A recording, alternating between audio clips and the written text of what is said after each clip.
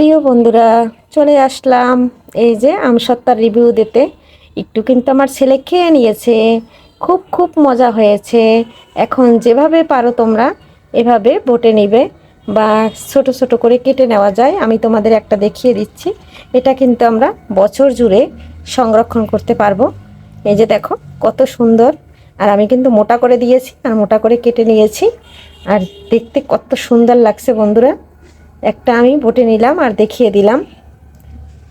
কাছে এবং দূরে, দেশ ও দেশের বাইরে থেকে যারা আমার ভিডিও সবসময় দেখো এবং সুন্দর সুন্দর কমেন্ট করো, অনেক অনেক ভালোবাসা দাও, তাদের জন্য জানাচ্ছি অনেক অনেক শুভকামনা এবং ভালোবাসা। দেখো বন্ধুরা, ফাইনালি একদম আমি বটে বটে নিয়েছি তিনটা। আর আমি কিছুটা টুকরা করে কাটছি। এটা রেখে দিয়ে তোমাদের ওটা দেখাচ্ছি কিভাবে আমি ডিজাইন করেছি। দেখো বন্ধুরা, আর একটা আমি এরকম ডিজাইন করে কেটে নিয়েছি। অল্প কিছু দেখাচ্ছি তোমাদের, আর সম্পূর্ণ কিন্তু কাটিনি। এভাবে সম্পূর্ণ কেটে নেব আর কিছুটা ওভাবে রেখে দেব। তাই কেমন লাগছে আমরা আমসত্ত্বার রেসিপিটা অবশ্যই জানাবে। নমস্কার বন্ধুরা, সবাই কেমন আছো? আমি পাপড়ি কিচেন অ্যান্ড ব্লগ থেকে চলে আসলাম আমের আমসত্ত্ব বানাবো সেই রেসিপি নিয়ে। এখানে দেখো বাড়ির থেকে কাঁচা আম ছিল, সবগুলো পেকে গেছে আর মোটামুটি মিষ্টি আছে বন্ধুরা। এখন আমগুলো খুব সুন্দর করে ধুয়ে কেটে পরিষ্কার করে নিয়ে আমসত্ত্বটা তৈরি করে নেব। সাথে থাকো, দেখতে থাকো। কাছে এবং দূরে, দেশ ও দেশের বাহির থেকে যারা আমার ভিডিওটা দেখছো এবং দেখো সব সময়ের জন্য, তাদের জন্য অসংখ্য অসংখ্য শুভকামনা এবং ভালোবাসা রইল অবিরাম। দেখো বন্ধুরা, আমগুলো খুব সুন্দর করে কেটে দিয়ে পরিষ্কার করে একদম কেটে নিয়েছি। আর আঠিগুলো কিন্তু ফেলি নাই। এখন আমি সিদ্ধ করে নেব। এটা সিদ্ধ করে নেওয়ার পরে এখানে দেখো বড় সাইজের একটা কড়াই নিয়েছি আর এটা সিদ্ধ দিয়ে দিচ্ছি। সিদ্ধ দিয়ে পরে আঁশগুলো আর আঠিগুলো একদম ফেলে দেব। সিদ্ধ হওয়ার জন্য কিছুটা জল দিয়ে দিয়েছি, ভালো করে সিদ্ধ হবে। তারপরে আঠিগুলো খুব সুন্দর করে ছেড়ে নেব। আর আমগুলো কিন্তু বাড়ির থেকে আসছে, কোনো কেমিক্যাল ছাড়াই আম। আর এটা কিন্তু একটু পোকা পোকা ছিল, তাই কিন্তু বন্ধুরা এভাবে কেটে নিয়েছি যাতে কোনো পোকার অংশ না থাকে। দেখো বন্ধুরা, আমি জল দিয়ে দিয়েছি, এখন একটা ঢাকনা দিয়ে ঢেকে দিচ্ছি। সিদ্ধ হোক, সিদ্ধ হইলে পরে আবার আসতেছি। বন্ধুরা দেখো, আম কিন্তু একদম সিদ্ধ হয়ে গেছে আর এই পর্যায়ে চুলাটা অফ করে দিয়েছি। এখন আমটা ঠান্ডা করার পালা। আমটা খুব সুন্দর করে ঠান্ডা করে নেব। ঠান্ডা করে তারপরে এটা কিন্তু যে আস্তে আস্তে এইগুলো আছে আমি একটু ব্যালেন্ড করে নেব। ব্যালেন্ড করলে কিন্তু পিউরিটা খুব সুন্দর হয়ে বের হবে। আর এই যে আঠির আমগুলো আমি হাত দিয়ে কষলিয়ে এটা কিন্তু ছাড়িয়ে নেব বা একটা গ্রেটার দিয়ে তারপরে কিন্তু ছাড়িয়ে নেব।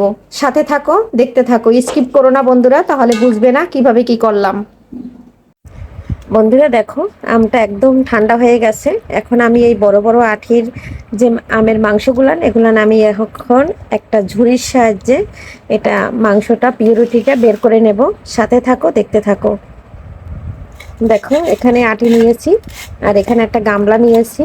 আর এভাবে কিন্তু আমি যাতে একটা আঁশও ভিতরে না পড়ে, আর হাতে নিয়ে যেহেতু মোবাইলটা ভিডিও করতেছি বন্ধুরা, তাই কিন্তু একটু গামলাটা ধরতে পারতেছি না।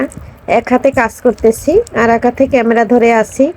সবাই একটু ক্ষমা সুন্দর দৃষ্টিতে দেখো বন্ধুরা। আর এটা একটু ছোট ছোট ফাঁকা, যে ঝুড়িতে চাল ধোয়া যায় ওই রকম টাইপের নিয়েছি। এখন সবগুলো আমি বের করে নেব।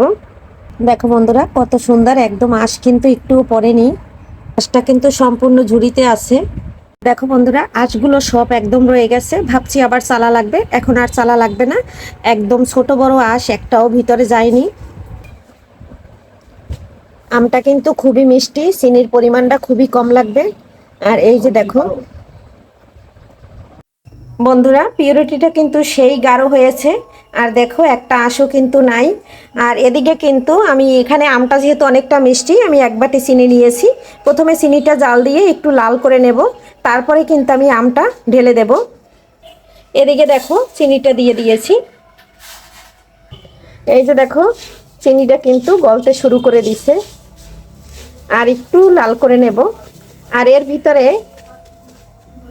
বন্ধুরা চিনিটা কিন্তু একদম ক্যারামেল হয়ে গেছে। আর চিনিটা যেহেতু জল ছাড়া জাল দিয়েছি, আমি এখানে কিন্তু একটু জল ব্যবহার করব না। আর এদিকে দেখো বন্ধুরা, আমটা কিন্তু কালারটা খুব সুন্দর লাল।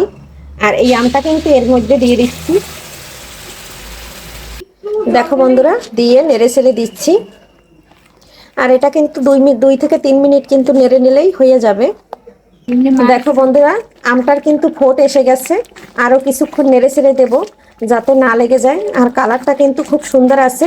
এখানে কিন্তু কোনো ফুড কালার ব্যবহার করতে হবে না। অনেকে আছে ফুড কালার ব্যবহার করে। ঘরে একদম আম সত্ত্ব, কেমিক্যাল মুক্ত, কোনো ফুড কালার ব্যবহার করব না, কিছুই না। বন্ধুরা দেখো, আমটা কিন্তু একদম রেডি হয়ে গেছে, দেখে বোঝা যাচ্ছে। এখানে আমি একটু সরিষার তেল দিয়ে এই যে প্লেটগুলো ব্রাশ করে নিচ্ছি। আমি 2টা বড় সাইজের প্লেট নিয়েছি, 2টা প্লেটেই ঢেলে দেব। আর এদিকেও দেখো বন্ধুরা, একটা প্লেট নিয়েছি আর তেলটা কিন্তু সামান্য করে দিয়ে দিয়েছি আর সরিষার তেলটা দিয়ে দিয়েছি। একদম কিন্তু রেডি হয়ে গেছে দুটো থালেই।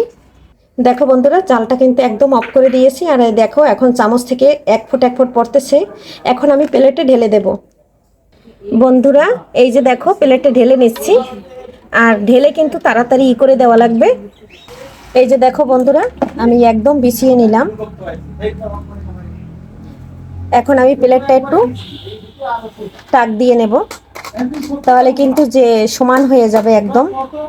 এখন বন্ধুরা এটাও কিন্তু আমি একইভাবে, দেখো বন্ধুরা একদম সমান হয়ে গেছে।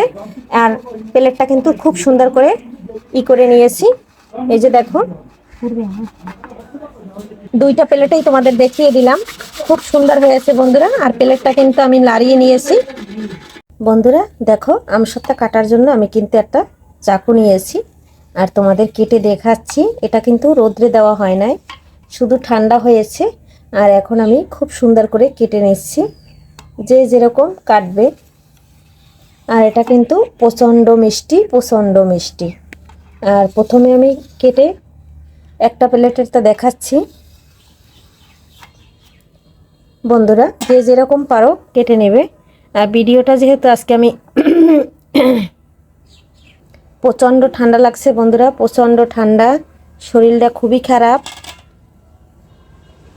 এই যে দেখো কত সুন্দর একদম তুলে ফেললাম। আর দেখতে কিন্তু দারুণ হয়েছে বন্ধুরা। আর কত সুন্দর একটা কালার চলে আসছে। দেখো কেমন লাগলো বন্ধুরা আমসত্ত্বার রেসিপিটা, অবশ্যই কমেন্ট করে জানাবে। আর এই যে দেখো পুঁতিটা তুলে নিয়েছি আর কত সুন্দর একদম প্লেট থেকে উঠে গেছে। আজকের ভিডিও বন্ধুরা এখানেই শেষ করছি। পরবর্তীতে দেখা হবে নতুন কোনো ভিডিও নিয়ে। এ পর্যন্ত সবাই ভালো থাকো, সুস্থ থাকো।